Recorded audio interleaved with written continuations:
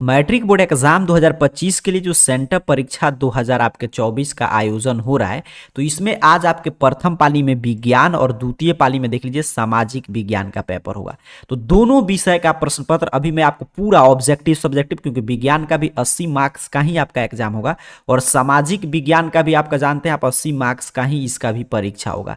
तो विज्ञान का और सामाजिक विज्ञान का, क्योंकि इसमें दोनों में 20-20 मार्क्स का आपका प्रैक्टिकल का एग्जाम होगा, तो दोनों विषय का मैं आपको अभी पूरा पेपर का मतलब कि 80 में 80 ऑब्जेक्टिव प्लस सब्जेक्टिव का सॉल्यूशन करा दे रहा हूं। ठीक है, तो दोनों विषय का आप पूरा ही वीडियो 2-3 बार देखकर रिवीजन करके याद करके जाइएगा, क्योंकि इसमें पूरा हम लोग सामाजिक विज्ञान और साइंस के आज के प्रश्न पत्र की हम लोग चर्चा करेंगे, जिस प्रश्न पत्र से आज आपका परीक्षा होगा।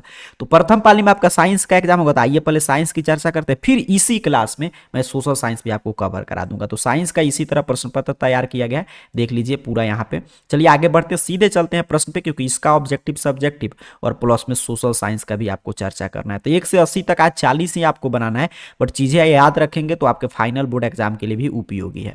पहला पे प्रश्न आया है कि निम्न में से किस लेंस की फोकस दूरी धनात्मक होती है? तो आप जानते हैं उत्तल लेंस की फोकस दूरी धनात्मक होती है और अवतल लेंस की ऋणात्मक, तो ऑप्शन ए याद करके जाइएगा। दूसरे नंबर पे प्रश्न है, ठीक है, यहाँ पे देखिए, यहाँ पे थोड़ा सा फोटो खींचने में इधर उधर हुआ है, तो 33 नंबर प्रश्न है, मैं यहीं पे आपको करा दे रहा हूँ। 33 पे प्रश्न है कि अम्ल राज के ताजा विलयन के किस अनुपात में सांद्र हाइड्रोक्लोरिक अम्ल एवं नाइट्रिक अम्ल, मतलब अम्ल राज में एक्वारेजिया में किस अनुपात में HCl और HNO3 रहता है? तो 3:1 में, तो 33 था, आगे नहीं मिलेगा, इसलिए मैं यहाँ पे आपको बता दिया। चलिए दूसरे नंबर प्रश्न पे फिर आते हैं। दूसरा नंबर पे प्रश्न है कि निम्न में से, यहाँ पे देखिए पूछा है कि उत्तल दर्पण की फोकस दूरी, यहां पे आप समझ पा रहे होंगे, उत्तल दर्पण की फोकस दूरी जिसकी वक्रता त्रिज्या 32 सेंटीमीटर है, तो मतलब कि उस उत्तल लेंस की फोकस दूरी बताइए जिसकी वक्रता त्रिज्या 32 है, तो कितना हो जाएगा? 16 प्लस में होगा, क्योंकि अभी चर्चा कर रहे थे ऊपर हम लोग की उत्तल लेंस की फोकस दूरी क्या होता है, तो आपका धनात्मक होता है, पॉजिटिव होगा, तो ऑप्शन डी इसका सही उत्तर करके आइएगा। तीसरा नंबर पे प्रश्न है कि प्रकाश के अपवर्तन के नियम, आप जानते हैं अपवर्तन या परावर्तन पूछे 2 ही नियम होता है, तो ऑप्शन सी याद रख के जाइएगा। 4 पे प्रश्न है कि तरंग दैर्ध्य को किसमें व्यक्त करते हैं? तो एंगस्ट्रॉम में, तो ऑप्शन बी आपको याद रखना है। 5 पे प्रश्न आया है कि किसी लेंस द्वारा उत्पन्न आवर्धन का SI मात्रक पूछा जा रहा है, तो आवर्धन का SI मात्रक क्या होता है? मात्रक विहीन होता है, कोई मात्रक नहीं, तो ऑप्शन डी सही उत्तर हो जाएगा। चलिए आगे बढ़ते हैं, अगला प्रश्न देखते हैं। छठा पे प्रश्न है कि किसी गोलीय दर्पण में बना प्रतिबिंब का आवर्धन यदि m है तो उसे किस सूत्र से ज्ञात कर सकते हैं? तो m बराबर -b/u, तो ऑप्शन बी याद रखेंगे। 7 पे आज प्रश्न आपको मिलेगा प्रथम पाली में साइंस के पेपर में कि यदि किसी अवतल दर्पण के सामने रखी एक वस्तु की दर्पण से दूरी बढ़ा दी जाए तो प्रतिबिंब दूरी क्या होगा? बढ़ जाएगा। आगे बढ़ते हैं, 8 पे प्रश्न आया है कि उत्तल दर्पण की फोकस दूरी और उसकी वक्रता त्रिज्या का अनुपात, तो 1:2 होता है, तो ऑप्शन बी याद रखेंगे। चलिए 9 पे प्रश्न है कि नेत्र लेंस की अगर वक्रता त्रिज्या कम हो जाएगी तो कौन सा दृष्टि दोष होगा? तो होगा मायोपिया, निकट दृष्टि दोष, तो ऑप्शन सी याद करके जाइए। 10 पे प्रश्न है, यहां पे देख लेते हैं। 10 पे प्रश्न है कि कांच के अवतल लेंस की वायु में शक्ति होती है, तो कांच के अवतल लेंस की वायु में शक्ति ऋणात्मक होती है, तो ऑप्शन बी सही उत्तर हो जाएगा। 11 पे प्रश्न है कि ए मीटर से निम्नलिखित में किसे मापते हैं? तो ए मीटर से विद्युत धारा को मापते हैं, तो ऑप्शन डी याद रखिएगा। 12 पे प्रश्न है कि उपकरण जो विद्युत ऊर्जा को यांत्रिक ऊर्जा में बदलता है वहीं तो विद्युत मोटर कहलाता है, तो ऑप्शन ए याद करके जाइए। 13 नंबर प्रश्न है कि श्रेणी क्रम में जुड़े दो प्रतिरोध का अगर R1 और R2 है तो इसका समतुल्य प्रतिरोध क्या होगा? श्रेणी क्रम में है तो दोनों को जोड़ दीजिए, R1 + R2। चलिए आगे बढ़ते हैं, 14 नंबर प्रश्न देख लेते हैं। कह रहा है प्रश्न आपसे कि अनवीकरणीय ऊर्जा का स्रोत है, तो कोयला से प्राप्त ऊर्जा, ऑप्शन भी याद रखेंगे। किलोवाट घंटा किसका मात्रक है? तो विद्युत ऊर्जा का है, तो ऑप्शन भी याद करके जाइए। 16 का प्रश्न है कि निम्नलिखित में से कौन वर्ण विक्षेपण प्रदर्शित करता है? तो प्रिज्म से वर्ण विक्षेपण की घटना होता है, तो ऑप्शन डी सही उत्तर हो जाएगा। ठीक है, ऑप्शन डी याद रखेंगे। नरौरा परमाणु शक्ति केंद्र तो उत्तर प्रदेश में है, तो ऑप्शन ए सही उत्तर है। 18 पे प्रश्न आया है कि पवन विद्युत जनित्र में कुंडली को घुमाने का काम कौन करता है? तो गतिमान हवा करता है, तो ऑप्शन बी याद रखिएगा। वर्ण विक्षेपण किस में नहीं हो सकता है? असंभव है, तो फाइबर में असंभव है, तो ऑप्शन सी याद रखेंगे। 20 पे प्रश्न आया है कि 100 वाट, यहां पे देखिए इंग्लिश में समझ में आ जाएगा, 100 वाट और 220 वोल्ट के अनुमानतः बल्ब को 100 वोल्ट की आपूर्ति पर अगर जोड़े तो धारा कितना होगा? तो 0.54 होगा, तो यही है अप्रोक्सीमेट में, तो ऑप्शन सी सही उत्तर हो जाएगा। कह रहा है प्रश्न आपसे 21 पे कि एक वस्तु की नेत्र से दूरी बढ़ाने पर रेटिना पर बना प्रतिबिंब छोटा हो जाएगा, तो ऑप्शन ए सही उत्तर है। 22 पे प्रश्न है कि विद्युत चुंबकीय प्रेरण की खोज तो फैराडे ने किया था, तो याद करके जाइए। निम्नलिखित में से कौन सा कथन सही है, तो 1 जूल बराबर 1 कूलम गुने 1 वोल्ट होता है, तो ऑप्शन डी याद रखेंगे। प्रतिरोध का एसआई मात्रक पूछा है तो कूलम्ब होता है। मैं जल्दी जल्दी आंसर की करा दे रहा हूँ, क्योंकि जैसा कि मैं शुरू में बताया कि मैं पूरा इसका 80 में 80 का सॉल्यूशन कराऊंगा, ऑब्जेक्टिव सब्जेक्टिव और सोशल साइंस का भी। 25 पे प्रश्न आया कि वोल्ट 1 वोल्ट बराबर क्या होगा, तो 1 वोल्ट बराबर 1 एम, यहाँ पे देख लीजिए 25 ना, तो बिल्कुल 1 वोल्ट बराबर 1 जूल बटा में 1 कूलम्ब होगा। अभी ऊपर भी चर्चा हम लोग कर रहे थे, तो ऑप्शन ए सही उत्तर है। बेंजीन का रासायनिक सूत्र तो C6H6 होता है, ऑप्शन सी पे दिया है, तो यही सही उत्तर याद रखेंगे। अरे स्टेनलेस स्टील में लोहा कार्बन के अलावा और कौन कौन से तत्व रहते हैं, तो इसमें निकेल और क्रोमियम भी रहता है, लोहा स्टील भी रहता है स्टेनलेस स्टील में, तो ऑप्शन बी सही उत्तर हो जाएगा। चलिए आगे बढ़ते हैं। 28 पे देखिए क्या प्रश्न पूछा है कि सोडियम के परमाणु की बाह्यतम कक्षा में इलेक्ट्रॉन की संख्या, तो बाह्यतम कक्षा में इलेक्ट्रॉन की संख्या 2 होता है आपका, सॉरी यहाँ पे 1 होता है, सोडियम न है तो बिल्कुल 1 होगा, क्योंकि Na11 होता है, तो हम लोग ऐसे लिखेंगे तो 2 8 10 1 11, तो 1 हो जाएगा, ऑप्शन ए सही उत्तर है। 29 पे प्रश्न है कि हाइड्रोजन के 2 परमाणु के बीच कितने बंध बनता है, तो एकल बंध सिंगल बंध, तो ऑप्शन ए पर दिया है, तो यही सही उत्तर है। ग्लूकोज के एक परमाणु ऑक्सीजन के कितने परमाणु होंगे, तो O6 आता है ग्लूकोज के सूत्र में, तो ऑप्शन बी सही उत्तर हो जाएगा। तांबा की परमाणु संख्या तो 29 होता है, तो ऑप्शन सी याद रखिएगा। 32 पे प्रश्न है कि इथेन के एक अणु में कितने सहसंयोजक बंधन है, तो इथेन के एक अणु में 7 सहसंयोजक बंधन है, तो ऑप्शन ए सही उत्तर हो जाएगा। ठीक है, और देखिए यहाँ पे देखिएगा 32 के बाद मैं सीधे 34 बता रहा हूँ, क्यों, क्योंकि 33 पे एक्वारेजिया में पूछा था, तो ऑप्शन डी सही उत्तर था। 34 पे प्रश्न है कि आधुनिक आवर्त सारणी में कितने ऊर्ध्व स्तंभ हैं, ये आपसे पूछा जा रहा है, तो 18 है, तो ऑप्शन डी याद रखिएगा। 35 पे प्रश्न आया है कि सोडियम कार्बोनेट और टार्टरिक अम्ल का मिश्रण तो बेकिंग पाउडर कहलाता है, तो ऑप्शन सी याद करके जाएंगे। 36 पे प्रश्न है कि हाश्रित भूमि जल को पुनः परिपूरण निम्नलिखित में किससे होगा, तो वर्षा के जल से फिर से मतलब कि इसका पुनः भरण हो जाएगा, तो ऑप्शन बी सही उत्तर हो जाएगा। 37 पे प्रश्न है कि निम्नलिखित संकेतों द्वारा व्यक्त तत्वों में कौन धातु है, तो बोरॉन धातु है, तो ऑप्शन बी याद रखिएगा। अगला प्रश्न है कि निम्न में से किस तत्वों में न्यूट्रॉन की संख्या शून्य होती है, तो हाइड्रोजन एक ऐसा तत्व है जिसमें न्यूट्रॉन की संख्या क्या होता है, शून्य होता है। चलिए आगे बढ़ते हैं, यहाँ पे देखते हैं 39 नंबर प्रश्न। यहाँ पे देखिएगा इंग्लिश में प्रश्न, मैं हिंदी में समझा दे रहा हूँ।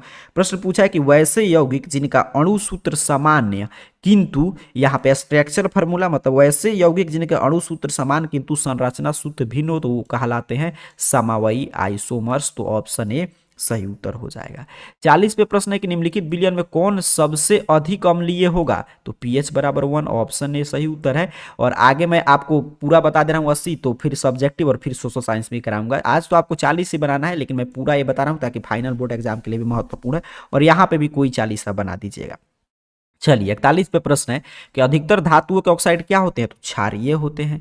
42 पे प्रश्न आया है कि मेंडलीव की आवर्त सारणी में समूह की संख्या कितनी है, तो इसमें समूह की संख्या 9 है, तो ऑप्शन सी याद करके जाएंगे। 43 पे प्रश्न है कि ऑक्सीजन जो है आधुनिक आवर्त सारणी के किस समूह में है, तो ये आपके 16 समूह में है, तो ऑप्शन डी सही उत्तर हो जाएगा। कह रहा है 44 पे प्रश्न कि वे तत्व जिनके, देखिए यहाँ पे वे तत्व जिनके बाहरी कोष जो है वो आपके पूर्ण होते हैं, माने वे तत्व जिनके बाहरी सेल पूर्ण होते हैं, तो उसे क्या बोलते हैं, नोबेल गैस, उत्कृष्ट गैस, तो ऑप्शन बी सही उत्तर है। निम्नलिखित में कांसा किनका मिश्र धातु है, तो कांसा में Cu और Sn रहता है, मतलब कॉपर और टीन, तो ऑप्शन डी याद करके जाइएगा। 46 पे प्रश्न है कि आधुनिक आवर्त सारणी की क्षैतिज कतार को क्या कहते हैं, तो इसे कहते हैं आवर्त, तो ऑप्शन ए याद रखेंगे, 46 का सही उत्तर है। 47 पे प्रश्न है कि नाइट्रोजन की बाह्यतम कक्षा में इलेक्ट्रॉन की संख्या, तो नाइट्रोजन 7 होगा, तो 2 5 क्या हो जाएगा, 5, तो ऑप्शन सी सही उत्तर है। 48 पे प्रश्न है कि अम्ल का जलीय विलयन विद्युत का संचालन करता है क्योंकि अम्ल जल में घुलकर हाइड्रोजन प्लस आयन देते हैं, मतलब आयनित हो जाता है, तो ऑप्शन सी सही उत्तर हो जाएगा। जिंकाइट किस धातु का अयस्क है, तो जिंकाइट Zn का है, तो ऑप्शन बी सही उत्तर है। अगला प्रश्न है कि अमोनियम क्लोराइड का जलीय विलयन होता है, तो अमोनियम क्लोराइड का जलीय विलयन क्षारीय होता है, तो ऑप्शन बी याद करके जाएंगे। कह रहे निम्नलिखित में से कौन सा तत्व आसानी से इलेक्ट्रॉन त्याग नहीं कर सकता, तो कौन नहीं करेगा, फ्लोरीन, तो ऑप्शन बी सही उत्तर हो जाएगा। सोना में कौन सी धातु मिलाकर मिश्र धातु तैयार की जाती है, तो Cu मिलाकर मिश्र धातु तैयार करते हैं, तो ऑप्शन सी सही उत्तर हो जाएगा। 53 पे प्रश्न है कि अम्ल का जलीय विलयन का स्वाद, तो अम्ल खट्टा होता है, तो ऑप्शन डी सही उत्तर है। चलिए आगे बढ़ जाएंगे, ऑप्शन डी सही उत्तर था। 54 पे देखिए प्रश्न है कि निम्न में कौन अम्लीय ऑक्साइड है, तो SO2 देखिए ऑप्शन डी पे दिया है, तो यही सही उत्तर है। निम्नलिखित में कौन एक परमाणुक अणु के रूप में रहता है, तो आर्गन रहता है, आप जानते हैं मोनो एटॉमिक मॉलिक्यूल के रूप में, तो ऑप्शन बी सही उत्तर हो जाएगा। 56 पे प्रश्न है कि पंछी तथा चमगादड़ के अंग, तो ये समवृत्ति अंग है, नहीं दिया है, तो ऑप्शन डी सही उत्तर है। जठर ग्रंथि कहाँ पाई जाती है, अमाशय में, तो ऑप्शन ए याद रखेंगे। 58 पे प्रश्न है कि अंडो उत्सर्ग का कारण क्या है, तो LH है, तो ऑप्शन ए सही उत्तर हो जाएगा।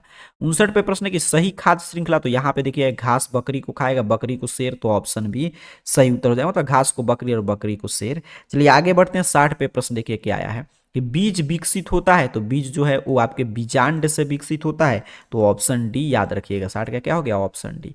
कह रहे किस पौधों में रंध्र अनुपस्थित रहते हैं, तो हाइड्रीला समुद्री पौधा, इसमें रंध्र नहीं पाया जाता है, तो ऑप्शन बी सही उत्तर हो जाएगा। 62 पे प्रश्न है कि क्लोरोफिल वर्ण का रंग होता है, तो क्लोरोफिल का रंग जो होगा वो हरा होगा, तो ऑप्शन सी याद रखिएगा। 63 पे प्रश्न आया कि एक सामान्य स्त्री में कौन सा लिंग गुणसूत्र मिलता है, तो XX मिलेगा, तो ऑप्शन सी याद रखना है आपको। 64 पे प्रश्न है कि आयोडीन घोल को स्टार्च में मिलाने पर इसका रंग गहरा नीला हो जाता है, मतलब नीला काला हो जाएगा, तो ऑप्शन बी सही उत्तर हो जाएगा। 65 पे प्रश्न है कि दो तंत्रिका कोशिकाओं के मध्य खाली स्थान को सिनेप्स कहते हैं, ऑप्शन 20 का याद करके जाइए।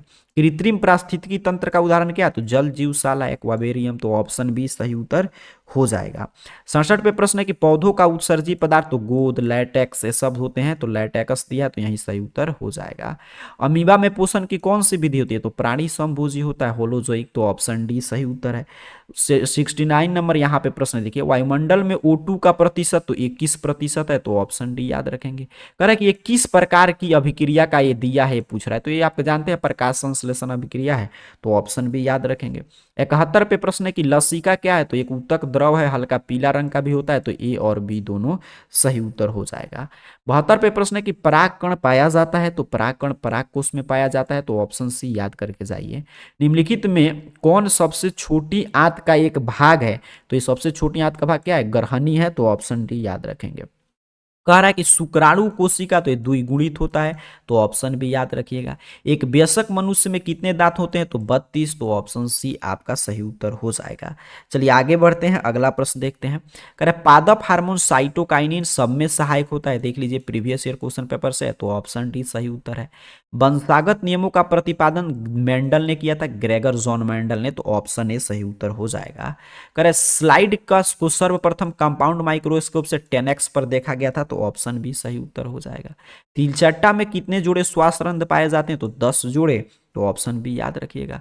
80 पे प्रश्न है कि सभी जीव जंतुओं के लिए ऊर्जा का अंतिम स्रोत क्या है, तो सूर्य है। तो 80 में पूरा ऑब्जेक्टिव आपका साइंस का करा दिया है, प्रथम पाली में कोई 40 बनाइएगा। आगे देखिए सब्जेक्टिव प्रश्न है, वो भी मैं आपको कराऊंगा, लेकिन उससे पहले द्वितीय पाली का हम लोग जो आपका है मतलब कि सोशल साइंस का पेपर, उसको भी हम लोग आइए देख लेते हैं, ठीक है। मैं जैसा कि शुरू में बता दिया कि एक ही एक क्लास बार बार आप देख कर जाएंगे रिवीजन करके, तो आज का दोनों पाली में आप आसानी से 80 में 80 स्कोर कर पाएंगे। तो चलिए सोशल साइंस का विषय कोड 111 है, द्वितीय पाली में परीक्षा होगा, तो पहले इसका भी ऑब्जेक्टिव बता दे रहा हूँ, फिर दोनों का सब्जेक्टिव हम लोग कर लेंगे, तो ध्यान से समझिएगा। यहाँ पे देखिए सोशल साइंस का है आज का ओरिजिनल क्वेश्चन पेपर, इसमें भी 80 ऑब्जेक्टिव प्रश्न साइंस का भांति पूछा गया, 40 ही बनाना है। पहला पे प्रश्न आया है कि ला मार्सिले किस देश का राष्ट्रगान है, तो ये जो है आपके फ्रांस का राष्ट्रगान है, तो ऑप्शन सी याद रखिएगा। दूसरा पे प्रश्न है, देखिए प्रश्न जहां पे मीठा है मैं पढ़ के आपको सुना दे रहा हूं। प्रश्न है कि किस संधि द्वारा स्वतंत्र यूनान राष्ट्र की स्थापना हुआ था, तो यूनान की स्थापना किसके द्वारा हो गया, मतलब मान्यता मिल गया, तो आपके कुस्तुनतुनिया की संधि के द्वारा, तो ऑप्शन ए सही उत्तर है। तीसरा पे प्रश्न है कि नई आर्थिक नीति कब लागू हुई थी, तो 1921 में, तो ऑप्शन डी याद करके जाइएगा। चौथा पे प्रश्न है कि इंग्लैंड में समाजवाद का प्रवर्तक कौन माना जाता है, तो सही उत्तर रॉबर्ट ओपन, बिल्कुल सही, ऑप्शन बी सही उत्तर याद रखेंगे। मनसेविक दल का नेता कौन था, 5 पे सामाजिक विज्ञान में प्रश्न मिलेगा, आंसर याद रखिएगा केरेंस्की था, तो ऑप्शन सी सही उत्तर हो जाएगा। छठा पे प्रश्न है कि किसकी अध्यक्षता में वियतनाम में लोकतांत्रिक गणराज्य की स्थापना हुई, ये आपसे प्रश्न पूछा गया है। ठीक है, फिर से मैं दिखा दे रहा हूं, यहाँ पे देखिए लोकतांत्रिक गणराज्य की स्थापना किसके नेतृत्व में हुआ था, ये आपसे पूछा जा रहा है छठा पे। तो सही उत्तर है ऑप्शन ए, हो ची मिन्ह के नेतृत्व में हुआ था। 7 पे प्रश्न है कि पाथेट लाओ का संबंध किससे है, तो पाथेट लाओ का संबंध जो होगा वो हिंद चीन में है, वियतनाम से। तो ऑप्शन ए सही उत्तर हो जाएगा। 8 पे सोशल साइंस में आज आपको प्रश्न मिलेगा कि गांधी जी एवं डॉक्टर अंबेडकर के बीच कौन सा समझौता हुआ था, तो उसे ही तो पूना समझौता बोलते हैं। जो इस चैनल के सब्सक्राइबर उनको मालूम होगा, ये जो मैं सोशल साइंस का सब्जेक्टिव गेस प्रश्न आपको सिखा रहा था उसमें हम लोग चर्चा किए थे। तो ऑप्शन बी सही उत्तर हो जाएगा। कह रहा है 9 नंबर प्रश्न की एडमंड कार्टराइटर ने किसका आविष्कार किया था, तो इसने पावर लूम का आविष्कार किया था। तो ऑप्शन सी सही उत्तर हो जाएगा। 10 पे प्रश्न है कि मीरात उल अखबार का प्रकाशन किसने किया, तो राजा राम मोहन राय ने किया था। तो ऑप्शन ए याद रखेंगे। विक्टर इमैनुअल ने प्रधानमंत्री किसको बनाया था, तो काउंट काबूर को बनाया था। तो ऑप्शन सी याद करके जाएंगे। 12 पे प्रश्न है कि कार्ल मार्क्स किनके विचारों से प्रभावित था, तो हीगल के विचारों से। तो ऑप्शन बी याद रखिएगा। 13 पे प्रश्न है कि भूमि शांति और रोटी का नारा किसने दिया, तो भूमि शांति और रोटी का नारा लेनिन ने दिया था। तो ऑप्शन ए याद रखेंगे। ठीक है, ऑप्शन ए देखिए लेनिन था, तो सही उत्तर हो जाएगा। सोशल कॉन्ट्रैक्ट नामक पुस्तक के लेखक कौन है, तो रूसो हैं। तो ऑप्शन ए याद रखिएगा। 15 पे प्रश्न है, यहाँ पे देखिए रूसो था इसका सही उत्तर। 15 पे प्रश्न है कि इंडियन प्रेस एक्ट कब पारित हुआ, तो इंडियन प्रेस एक्ट 1910 में पारित हुआ था। तो ऑप्शन सी याद रखेंगे। 16 पे प्रश्न आया है, ठीक है, यहाँ पे देख लेंगे, इसका ऑप्शन सी था। 16 पे प्रश्न है कि किस समझौता ने वियतनाम को 2 हिस्सों में बांट दिया, तो जेनेवा समझौता ने। तो आपका 16 का ऑप्शन भी याद करके जाइए, जेनेवा समझौता। ठीक है। 17 पे प्रश्न है कि 1914 में भारतीय स्वाधीनता समिति की स्थापना, ठीक है, मैं पूरा यहाँ पे प्रश्न आगे पढ़ दे रहा हूँ, कहाँ की गई। ठीक है, यहाँ पे देख रहेंगे कहाँ की गई 1914 में प्रथम स्वाधीनता मतलब कि समिति की स्थापना, तो ये किया गया था आपके बर्लिन जर्मनी में। तो ऑप्शन सी सही उत्तर हो जाएगा। 18 पे प्रश्न आया है कि यहाँ पे देख लीजिएगा, यहाँ पे इंग्लिश में प्रश्न है, आप समझ पाएंगे। कह रहे कि जालियावाला बाग हत्याकांड के, मतलब जालियावाला बाग जो नरसंहार हुआ था, यहाँ पे देखिए जालियावाला बाग नरसंहार के विरोध में किसने अपनी नाइट की उपाधि त्यागी थी, तो रविंद्रनाथ टैगोर ने जालियावाला बाग हत्याकांड के बाद अपनी नाइट की उपाधि त्याग दिया था। महात्मा गांधी ने अपना कैसरे हिंद की उपाधि त्याग कर दिया था। तो ऑप्शन बी सही उत्तर हो जाएगा। कह रहे रानी गैंडली ने कहाँ आंदोलन का नेतृत्व किया था, तो नागालैंड एवं त्रिपुरा में। तो ऑप्शन सी सही उत्तर है।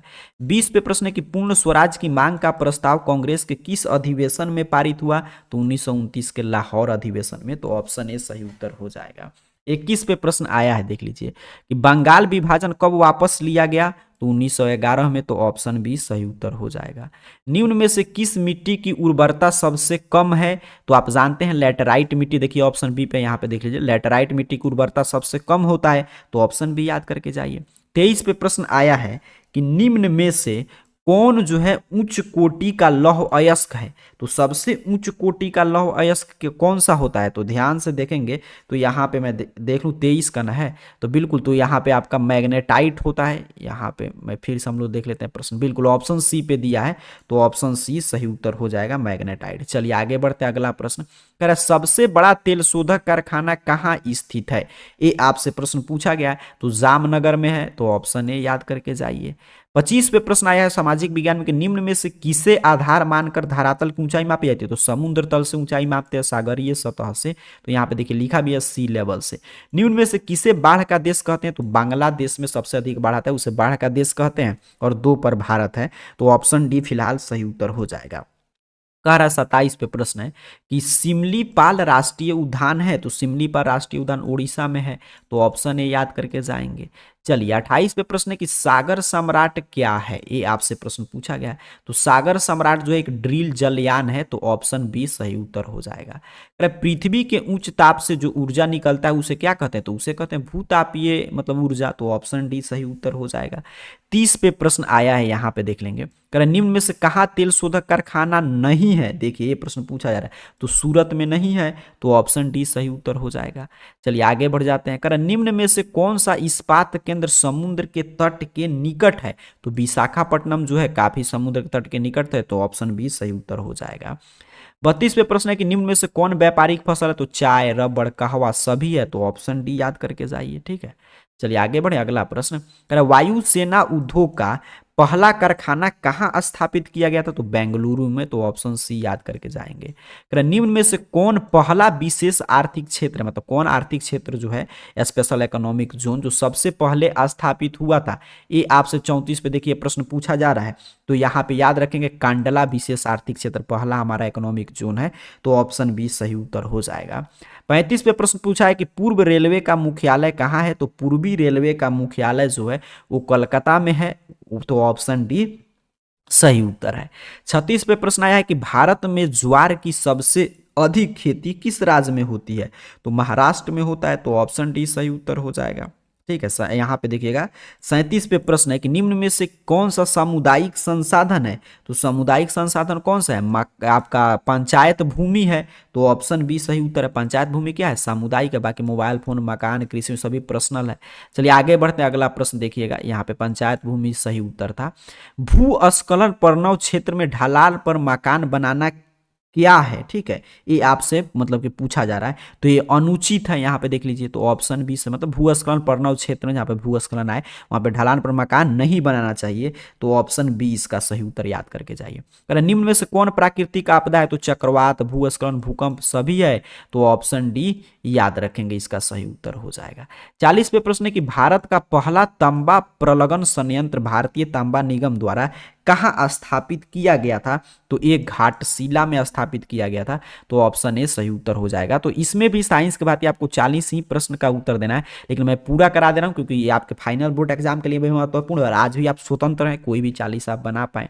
41 में प्रश्न है निम्न में से किसमें कार्बन की मात्रा सबसे कम है, तो वही है घटिया कोयला, मतलब घटिया कोटि का कोयला, तो पीट, ऑप्शन सी याद रखिएगा। 42 पे प्रश्न है कि बाघ परियोजना की शुरुआत कब हुआ था, तो ये 1973 में हुआ था, तो ऑप्शन सी रट के जाएंगे। विश्व में सबसे अधिक वर्षा तो मानसून राम में होता है, आप जानते हैं, ऑप्शन ए सही उत्तर है। कर निम्न में से किस जल, यहाँ पे किस मतलब कि जल क्षेत्र को किसे जल गोलार्ध के नाम से जानते हैं, ये प्रश्न है कि निम्न में से किसे जल गोलार्ध के नाम से, तो दक्षिणी गोलार्ध को जल गोलार्ध और उत्तरी गोलार्ध को स्थल गोलार्ध, तो ऑप्शन सी याद रखिएगा। ठीक है, चलिए आगे बढ़े, अगला प्रश्न देखिए, 1973 से पूर्व कर्नाटक को किस नाम से जाना जाता था, तो इससे पहले मैसूर का ही नाम बदल दिया गया, कर्नाटक कर देगा तो मैसूर हो जाएगा। पंचायत सचिव की नियुक्ति राज्य सरकार करता है, ऑप्शन ए याद रखेंगे। अगला प्रश्न है कि बेल्जियम में जनसंख्या का बड़ा भाग कौन सा भाषा बोलता है, तो वो बोलता है डच, तो ऑप्शन ए रट के जाइए। 48 पे प्रश्न है, देखिए यहाँ पे कि निम्न में से क्या संघ सूची का विषय नहीं है, तो लॉ एंड ऑर्डर मतलब कानून व्यवस्था जो है ये आपका संघ सूची में नहीं है, राज्य सूची का विषय है, तो ऑप्शन डी याद रखिएगा। अगला प्रश्न है कि लिच्छवी गणतंत्र कहाँ स्थापित है, तो लिच्छवी गणतंत्र वैशाली में था, तो ऑप्शन डी सही उत्तर है। ठीक है, आगे बढ़ते हैं, अगला प्रश्न देख लीजिए, दल बदल कानून किस पर लागू होता है, तो सांसदों और विधायकों पर, तो ऑप्शन बी सही उत्तर हो जाएगा। 51 पे प्रश्न है कि नगरपालिका के कार्य क्षेत्र विषय संविधान के किस अनुसूची में है, तो 12वीं अनुसूची में है, तो ऑप्शन सी सही उत्तर हो जाएगा। 52 पे प्रश्न है कि पंचायती राज प्रणाली की शुरुआत कहाँ हुई थी, तो राजस्थान के नागौर जिला में हुआ था, तो ऑप्शन बी सही उत्तर हो जाएगा। राज्यपाल की नियुक्ति कौन करता है, तो यहाँ पे देखिए ऑप्शन डी पे राष्ट्रपति था, तो यही सही उत्तर है राष्ट्रपति। नाइजीरिया में संघीय व्यवस्था की शुरुआत कब हुआ, ये आपसे 54 नंबर प्रश्न पूछा गया, तो 1945 में हुआ था, शुरुआत पूछा जा रहा है, तो ऑप्शन बी सही उत्तर हो जाएगा। 55 पे प्रश्न है, यहाँ पे देखेंगे कि बहुजन समाज पार्टी के संस्थापक कौन थे, तो आप जानते हैं कांसीन राम थे, तो ऑप्शन ए याद रखिएगा। 56 पे प्रश्न है कि निम्नलिखित में से कौन सा कानून लोगों को लोकतांत्रिक सुधार के लिए प्रेरित करता है, तो सूचना का अधिकार कानून, ऑप्शन बी सही उत्तर है। लोकतंत्र का चौथा स्तंभ कौन सा है, तो प्रेस है, 57 पे यही प्रश्न है। 58 पे प्रश्न है कि 1956 में पारित, ठीक है, भारत 1956 में पारित राज्य पुनर्गठन अधिनियम के तहत भारत को कितने राज्य और केंद्र शासित प्रदेश में विभक्त किया गया था, तो 14 राज्य था उस समय और आपका 6 केंद्र शासित प्रदेश, तो ऑप्शन बी पे दिखाई दे रहा है, तो ऑप्शन बी सही उत्तर हो जाएगा। कह स्वतंत्र भारत में पहली गैर कांग्रेसी सरकार कब बना था, तो 1977 में बना था, तो ऑप्शन सी देखिए यहाँ पे है 1977 क्लियर दिखाई दे रहा है, तो यही सही उत्तर है। एक दलीय प्रणाली किस देश में, तो चीन में एक दलीय प्रणाली है, तो ऑप्शन ए सही उत्तर हो जाएगा। 61 पे प्रश्न आया है कि ताड़ी विरोधी आंदोलन किनके द्वारा चलाया गया था, तो महिलाओं के द्वारा, तो ऑप्शन सी याद रखेंगे। 62 पे प्रश्न है कि निम्न में से क्या पंचायत की व्यवस्थापिका है, तो ग्राम कचहरी है, तो ऑप्शन बी सही उत्तर हो जाएगा। 63 पे सामाजिक विज्ञान में प्रश्न है कि निम्न में से क्या एक कौन सा एक केंद्र शासित प्रदेश है, तो जम्मू कश्मीर आप जानते हैं केंद्र शासित प्रदेश है। चलिए आगे बढ़ते हैं। कह रहा है आपसे 64 पे प्रश्न की जीवन यापन के लिए अपनाई गई जो आर्थिक व्यवस्था है वो क्या कहलाती है, तो वही तो है अर्थव्यवस्था, इकोनॉमी, तो ऑप्शन सी सही उत्तर हो जाएगा। जीवन यापन के लिए अपनाई गई आर्थिक व्यवस्था क्या कहलाएगी, तो अर्थव्यवस्था। बैंकिंग को किस क्षेत्र में रखते हैं, तो तृतीयक क्षेत्र में, तो ऑप्शन सी याद करके जाना है। कह रहा है मानव विकास सूचकांक की दृष्टि से निम्न में से किस देश का स्थान 1 पर है, तो नॉर्वे 1 पर है, तो ऑप्शन बी रट के जाइएगा। ठीक है, अगला प्रश्न है कि आर्थिक विकास की माप का सबसे उचित सूचकांक, तो प्रति व्यक्ति आय, ऐसे तो सबसे माप सकते हैं लेकिन सबसे उचित है प्रति व्यक्ति आय। चलिए आगे बढ़ेंगे।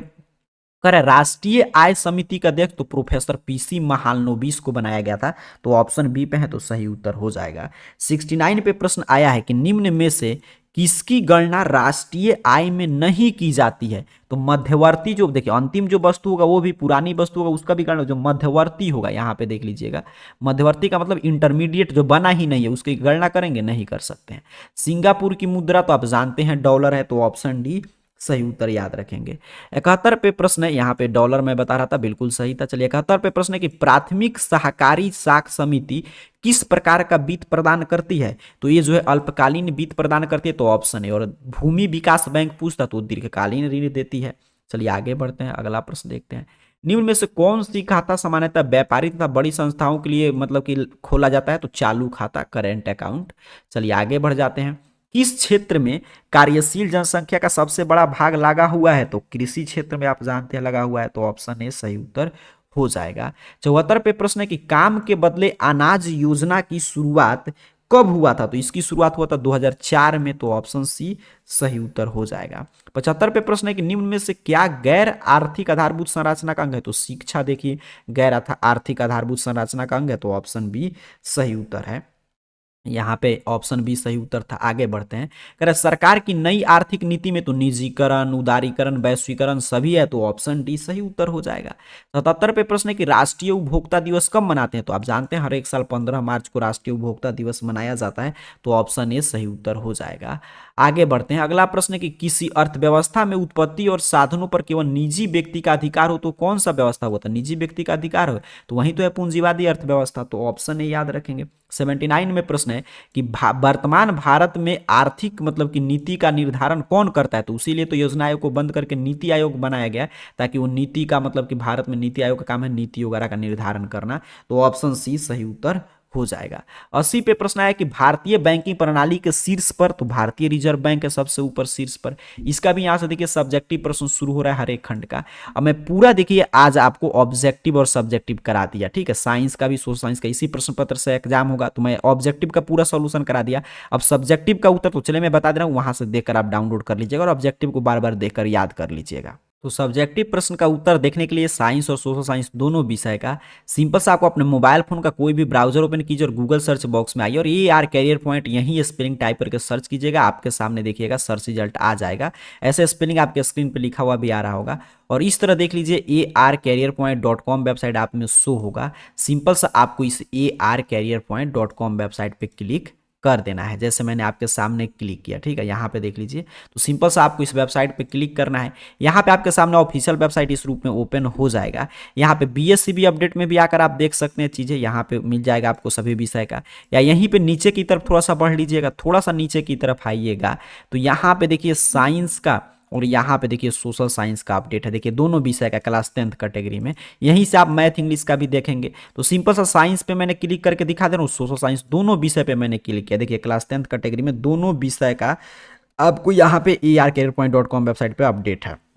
तो जिस विषय पे आप क्लिक करेंगे उसी विषय की जानकारी ओपन होगा। जैसे मैं देखिए आपके सामने साइंस पे क्लिक किया तो साइंस विषय का पूरा जानकारी प्रश्न पत्र के साथ उत्तर वगैरह ऑब्जेक्टिव सब्जेक्टिव का आप देख सकते हैं। उसी तरह मैं सोशल साइंस पे भी क्लिक करके दिखा दे रहा हूं। तो यहाँ पे मैंने सोशल साइंस सामाजिक विज्ञान पे क्लिक किया तो उसका भी देख लीजिए, यहाँ पे पूरा प्रश्न पत्र के साथ ऑब्जेक्टिव और सब्जेक्टिव का उत्तर पूरा अपडेट है। तो यहाँ से आकर सब्जेक्टिव का उत्तर देख लीजिए और ऑब्जेक्टिव का पूरा पेपर का सोल्यूशन करा दिया। सब्जेक्टिव कहाँ देखेंगे तो arcareerpoint.com वेबसाइट के इस तरह क्लास 10th कैटेगरी में आइएगा और देख लीजिए यहाँ पे साइंस वाला पे क्लिक कीजिएगा तो साइंस का, और सोशल साइंस वाले पे क्लिक करेंगे तो सोशल साइंस का ओपन हो जाएगा। तो यहाँ से आकर सब्जेक्टिव का उत्तर देख लीजिए। आप सभी को बहुत बहुत धन्यवाद।